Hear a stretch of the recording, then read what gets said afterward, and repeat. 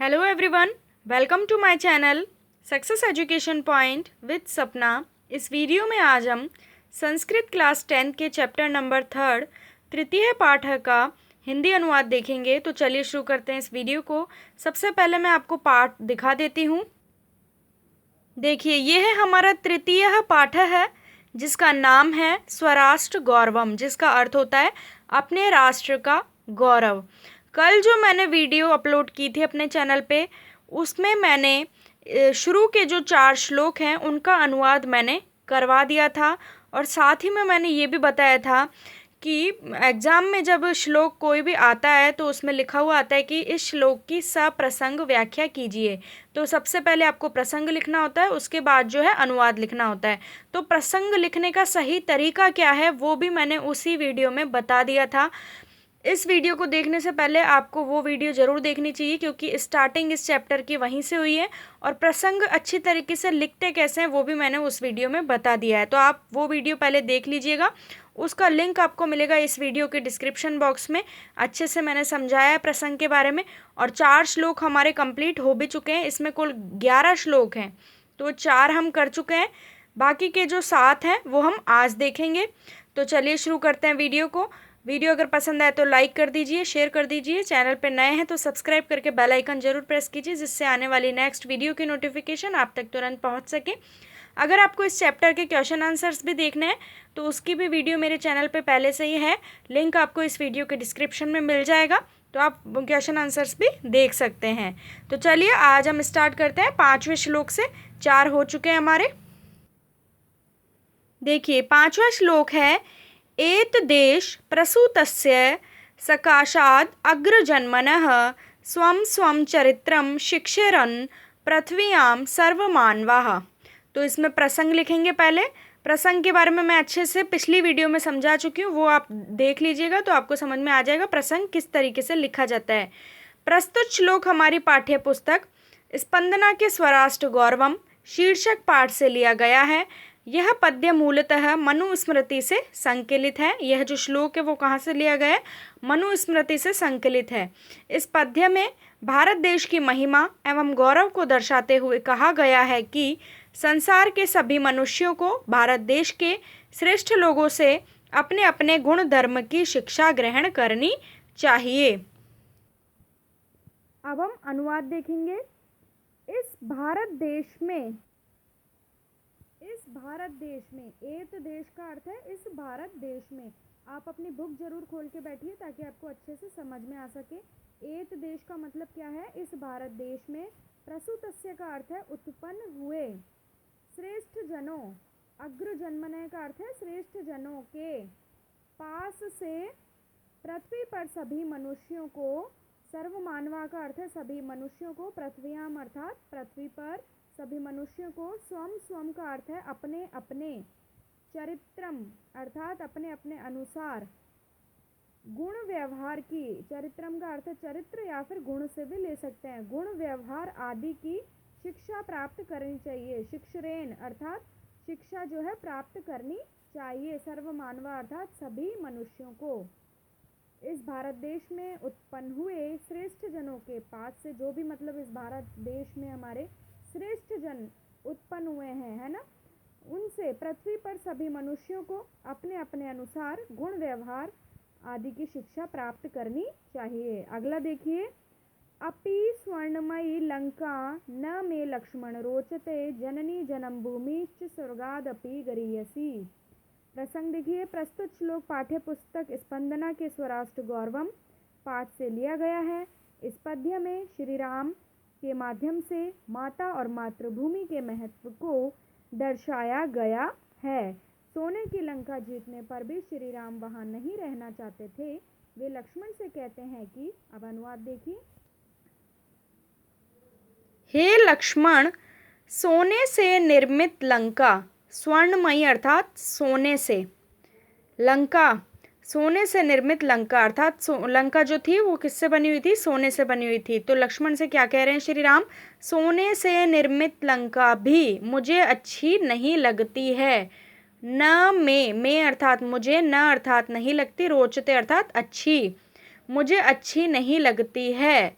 जननी अर्थात माता, और जन्मभूमि अर्थात मातृभूमि। माता और मातृभूमि स्वर्गाद अपि अर्थात स्वर्ग से भी अधिक, अपि अर्थात भी, स्वर्ग अर्थात स्वर्गाद अर्थात स्वर्ग से भी अधिक श्रेष्ठ होती है। गरीयसी का अर्थ है श्रेष्ठ होती है।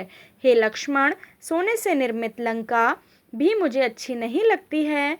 माता और मातृभूमि स्वर्ग से भी अधिक श्रेष्ठ होती है। अगला देखिए, राष्ट्र दृष्टिम नमस्यामो राष्ट्र मंगलकारिणीम यया विना न पश्यन्ति राष्ट्रम स्वनिकट स्थितम।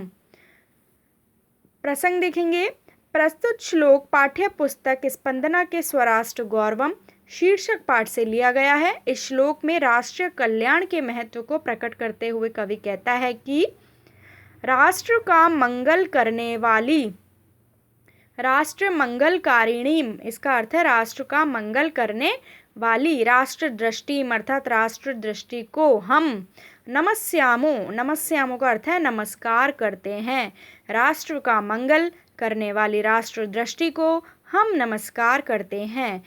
यया विना अर्थात जिसके बिना, यया अर्थात जिसके, विना अर्थात बिना, लोग अपने निकट, स्वनिकट अर्थात अपने निकट, अपने निकट स्थितम, स्थितम का अर्थ है स्थित, स्वनिकट स्थितम अर्थात अपने निकट स्थित राष्ट्र को भी, राष्ट्रम अर्थात राष्ट्र को भी नहीं देख पाते हैं। न पश्यन्ति अर्थात न अर्थात नहीं, पश्यन्ति अर्थात देख पाते हैं, नहीं देख पाते हैं। जिसके बिना लोग अपने निकट स्थित राष्ट्र को भी नहीं देख पाते हैं। अगला श्लोक देखते हैं। समान संस्कृति मताम यावती पितृ पुण्य भूः तावतीम भुवम आवृत्य राष्ट्र एकम निगद्यते। प्रसंग। प्रस्तुत श्लोक पाठ्य पुस्तक स्पंदना के स्वराष्ट्र गौरवम पाठ से लिया गया है। इस श्लोक में एक समान संस्कृति, जो भी एक समान संस्कृति वाले लोग हैं, वो लोगों के भूभाग को क्या बताया गया है? राष्ट्र। राष्ट्र बतलाते हुए कवि क्या कह रहे हैं? देखिए, समान संस्कृति मताम अर्थात समान संस्कृति को मानने वाले लोगों की, समान संस्कृति मताम का क्या अर्थ है? समान संस्कृति को मानने वाले लोगों की, यावती अर्थात जितनी, पितृ पुण्य भू, पितृ पुण्य भू का अर्थ है पैतृक पवित्र भूमि, जितनी पैतृक पवित्र भूमि है, तावतीम, तावतीम अर्थात उतनी, भुवम अर्थात भूमि को घेर कर, आवृत्य अर्थात घेर कर, अर्थात उस भूभाग को, जो भी मतलब भूमि को घेर कर, उससे क्या कहते हैं? भूभाग। उस भूभाग को एक राष्ट्र कहा जाता है। राष्ट्र एकम, तो एक राष्ट्र निगद्यते अर्थात कहा जाता है। अगला देखेंगे। पितृभूत्वम पुण्यभूत्वम ध्वम यस्य न विद्यते तस्य स्वत्वम तत्र राष्ट्रे भवितुम न किल अर्हति। प्रसंग देखेंगे इसका 9th का। प्रस्तुत पद्यांश पाठ्य पुस्तक स्पंदना के स्वराष्ट्र गौरवम पाठ से लिया गया है। इस पद्य में राष्ट्र के प्रति प्रेम भाव का वर्णन करते हुए कवि कहता है कि इस पद्य में क्या बताया गया है? राष्ट्र के प्रति प्रेम भाव का, अपनेपन का वर्णन किया गया है। देखिए अब अनुवाद इसका देखिए। जिसका जहाँ पैतृक भाव, पितृभूत्वम, पितृभूत्वम का अर्थ है पैतृक भाव, और पुण्य भाव, पुण्यभूत्वम का अर्थ है पुण्य भाव, द्वम, द्वम अर्थात दोनों, नहीं होते हैं, यस्य न विद्यते, यस्य अर्थात जिसका, जहाँ पैतृक भाव और पुण्य भाव दोनों ही क्या होते हैं? नहीं होते हैं, न विद्यते अर्थात नहीं होते हैं, तस्य, तस्य का अर्थ है उसका, उस राष्ट्र में, तत्र राष्ट्र अर्थात उस राष्ट्र में, अपनत्व अर्थात अपनापन, स्वत्वम, स्वत्वम का अर्थ है अपनापन या अपना प्रेम, अपनत्व का भाव भी नहीं हो सकता है, न अर्थात नहीं, अर्हति अर्थात हो सकता है। कहने का मतलब ये है जिसका जहाँ पैतृक भाव, मतलब पैतृक पिता से संबंधित या कोई भी रिश्तेदार, मतलब जहाँ जिसका पैतृक भाव नहीं होगा और ना ही पुण्य भाव होगा, पुण्य से संबंधित, दोनों ही नहीं होंगे उसका उस राष्ट्र में अपनत्व का भाव नहीं हो सकता। एग्जाम्पल के लिए, जैसे जहाँ हम रहते हैं, जहाँ हमारा जन्म हुआ है या हमारे पूर्वजों का जन्म हुआ है, वहाँ हमारा उस राष्ट्र से हमारा ऑटोमेटिकली अपनत्व का भाव, प्रेम का भाव रहता है। परंतु जहाँ कोई नहीं है वहाँ हमारा अपनत्व का भाव भी उस राष्ट्र के प्रति नहीं रहता। यही बताया गया इस पद्य में। अगला देखिए, राष्ट्रस्य उत्थान पतने राष्ट्रियान् अवलंब्य ही भवतः सर्वदा तस्मात् शिक्षणीयास्तु राष्ट्रीयाः। प्रसंग देखेंगे। प्रस्तुत श्लोक हमारी पाठ्य पुस्तक स्पंदना के स्वराष्ट्र गौरवम शीर्षक पाठ से लिया गया है। इस श्लोक में शिक्षा देने की कामना करते हुए कवि कहता है, राष्ट्र के निवासियों का, राष्ट्रियान का अर्थ है राष्ट्र के निवासियों का, अवलंबय अर्थात आश्रय, अवलंबय का मतलब क्या है, आश्रय।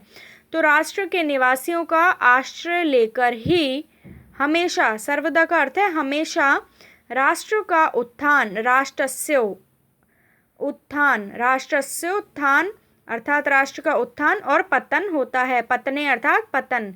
राष्ट्र के निवासियों का आश्रय लेकर ही हमेशा राष्ट्र का उत्थान और पतन होता है। इसलिए राष्ट्र के निवासियों को हमेशा राष्ट्र भावना की शिक्षा देनी चाहिए।